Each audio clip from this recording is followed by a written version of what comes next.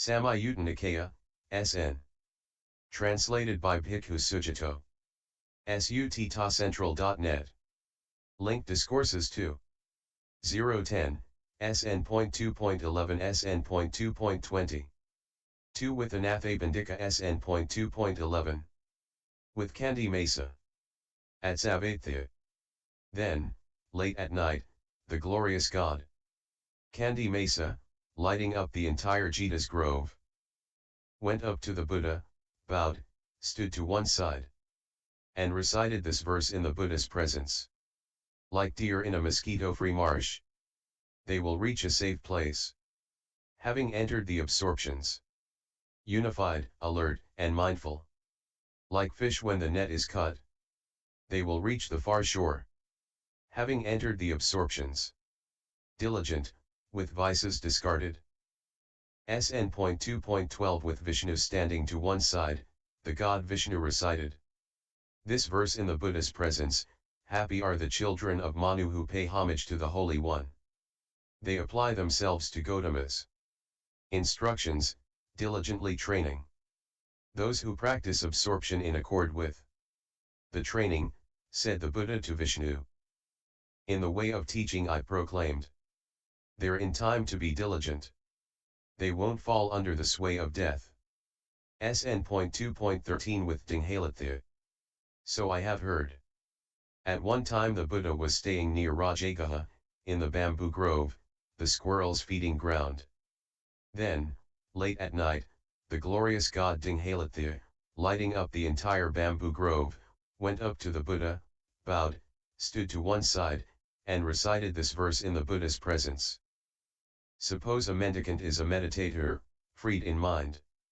If they want to reach the heart's peace, having known the arising and passing of the world, healthy-minded, independent, that is their reward. SN.2.14 with Nandana.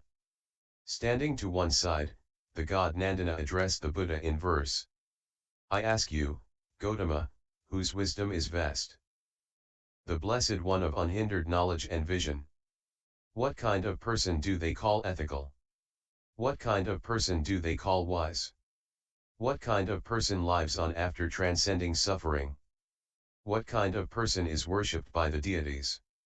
A person who is ethical, wise, self-developed, becomes immersed in samadhi, loving absorption, mindful, who's gotten rid of and given up all sorrows. With defilements ended, they bear their final body. That's the kind of person they call ethical. That's the kind of person they call wise. That kind of person lives on after transcending suffering. That kind of person is worshipped by the deities. SN.2.15 with Candana. Standing to one side, the god Candana addressed the Buddha in verse. Who here crosses the flood, tireless all day and night? Who, not standing and unsupported, does not sink in the deep? Someone who is always endowed with ethics, wise and serene, energetic and resolute, crosses the flood so hard to cross. Someone who desists from sensual perception, has moved past the fetter of form, and has finished with relishing and greed does not sink in the deep. SN.2.16 with Vasudetta standing to one side, the god Vasudetta recited this verse in the Buddha's presence, like they're struck by a sword, like their head was on fire. A mendicant should go forth mindfully, to give up sensual desire.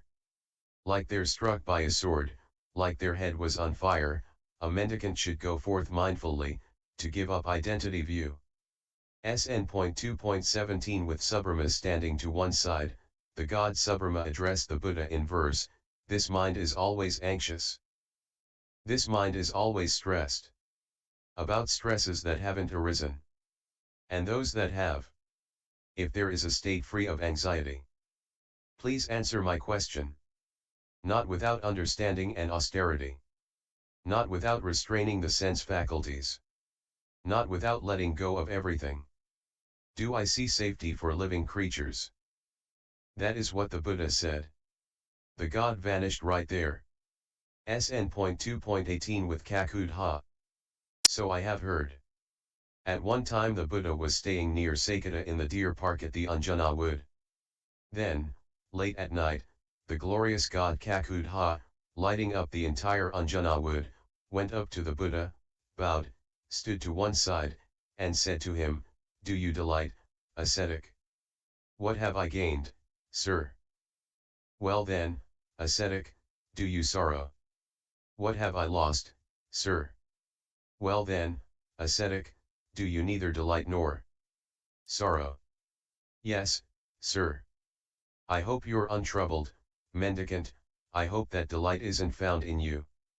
I hope that discontent doesn't overwhelm you as you sit alone. I'm genuinely untroubled, spirit. And no delight is found in me. And also discontent doesn't overwhelm me as I sit alone. How are you untroubled, mendicant? How is delight not found in you?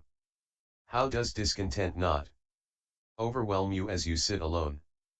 Delight is born from misery. Misery is born from delight.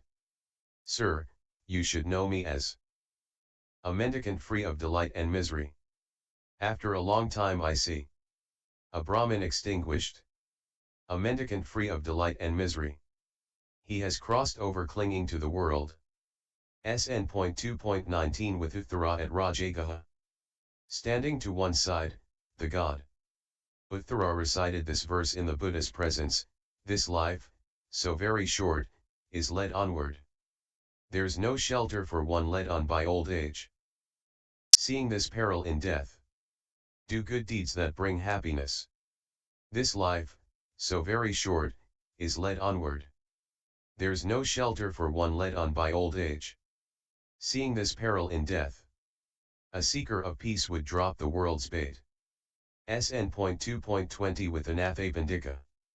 Standing to one side, the god Anathapindika recited these verses in the Buddha's presence.